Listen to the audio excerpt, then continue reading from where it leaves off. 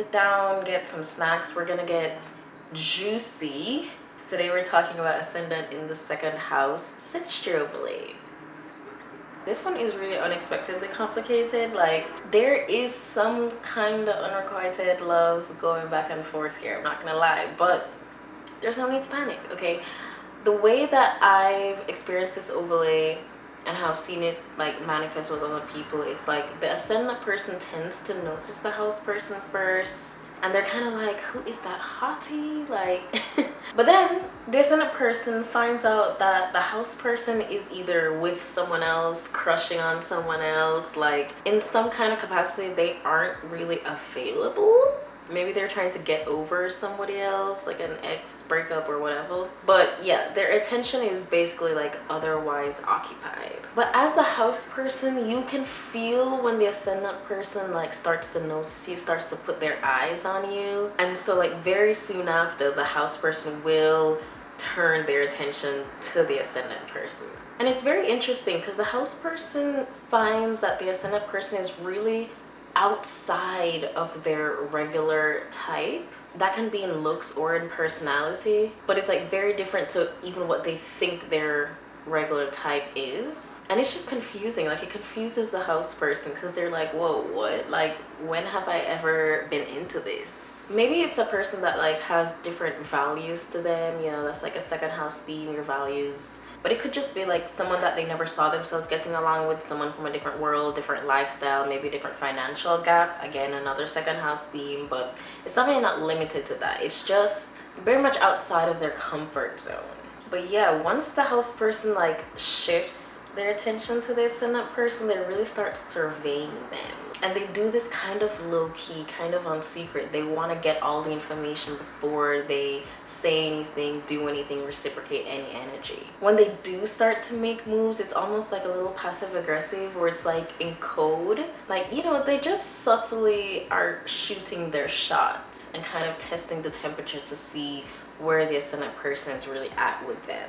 So the ascendant person like will see this and be like, oh wait, are they flirting back, or is it in my head? Like, it is kind of a psychological mind game, not in a twisted way, but like it's just kind of like you're leaking crumbs to each other and you're just kind of like like it creates this yearning where at some point you're gonna want the whole meal. And it's an incredible like slow build up, very sensual, very second house. The thing is though, by the time the house person really puts themselves out there and is vulnerable and actually starts to make it obvious, like, yes, I like you, I find you attractive, I want to see what this energy dynamic is between us, by that time the ascendant person already starts to have their eyes on someone else.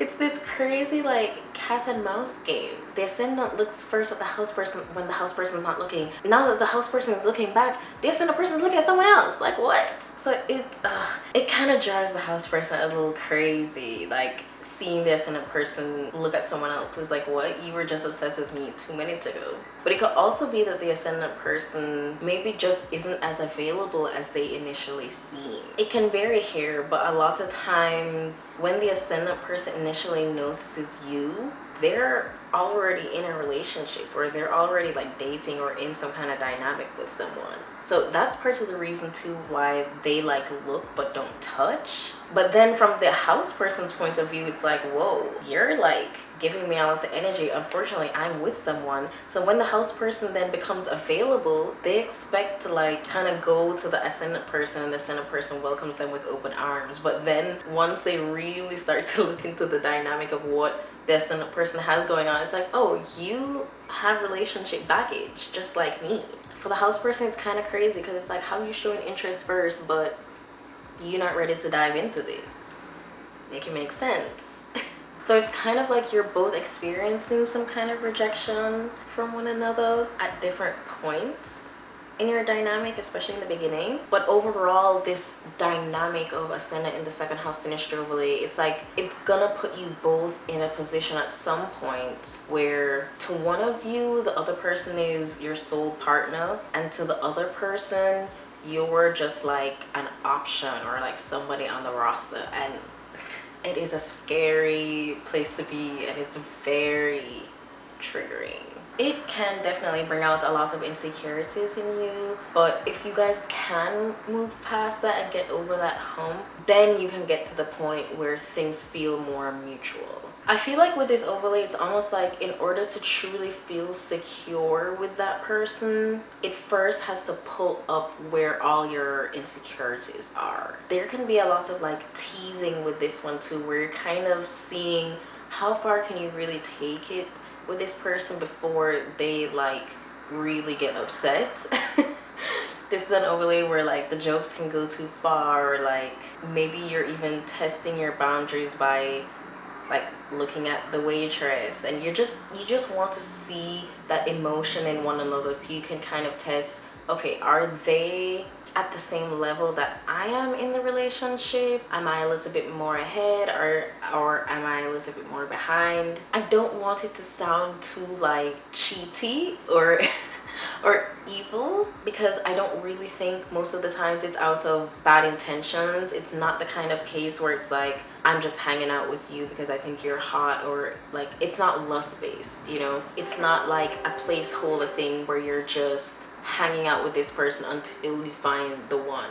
I feel like you both really do have strong feelings for one another, but it's almost like because of the initial situation of you guys looking at other people, there is that testing that you do of each other, testing each other's loyalty before you can really feel safe here. But yeah, when you're at the mercy of someone else's free will and there's actually like 2 or more people that the other person likes almost equally, it can feel almost humiliating, because it's like you have to stand there and like wait for them to choose you, and no one wants to feel like a pick-me, you know? And then even after they choose you, you then have to trust that they feel like they actually made the right decision, that they're not gonna have regrets. That can play on your mind, because it's like, are they choosing me because I'm more convenient, or that they actually believe that I'm the right partner for them and the other person wasn't right for them? But anyone that makes you feel like they're regretting their choice by choosing you, man, leave that immediately. Leave that situation immediately, because you deserve someone who, throughout any trial or against any other person, that they choose you because you're their person. But when this connection is good, it's very tunnel vision on one another. Like, once you get through all those things and you really start to feel like you can let your guard down, it's very beautiful. Like, everyone else disappears in the world for you. The connection is kind of like you guys being handcuffed to one another, like, but not feeling trapped. Like, you guys willingly, voluntarily did this. It's just like, where you go, I go kind of vibes. Very much like you are the only person that matters to me.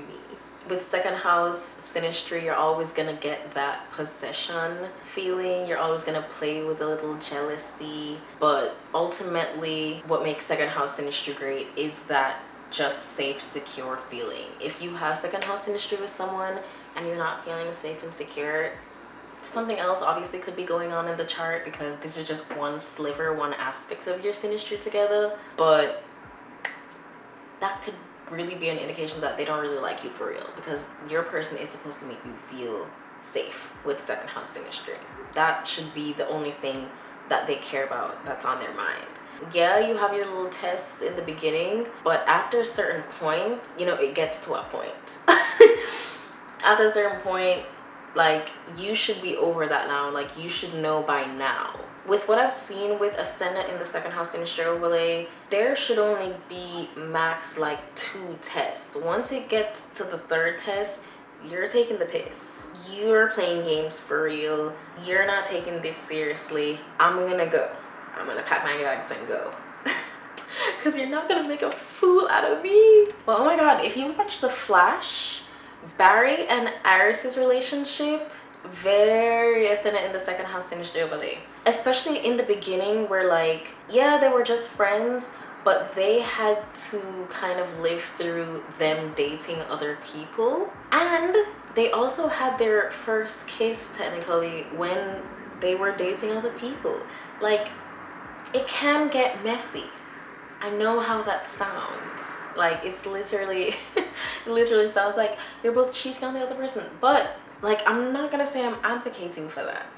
All I'm saying is, if you have this synastry overlay, you gotta go with where your heart is. Make sure the parties that need to know information before you do something crazy. But this energy dynamic can definitely bring up situations like that. But again, I'm not advocating for choosing y'all. I'm just the messenger, like just describing the energy dynamic. Y'all responsible for your own choices, okay? We still have free will in astrology, let's remember that. Yeah, but even to like back to Barry and Iris, how Barry thinks that he notices Iris first, but later on Iris reveals that she's always had feelings, she's always felt drawn to him.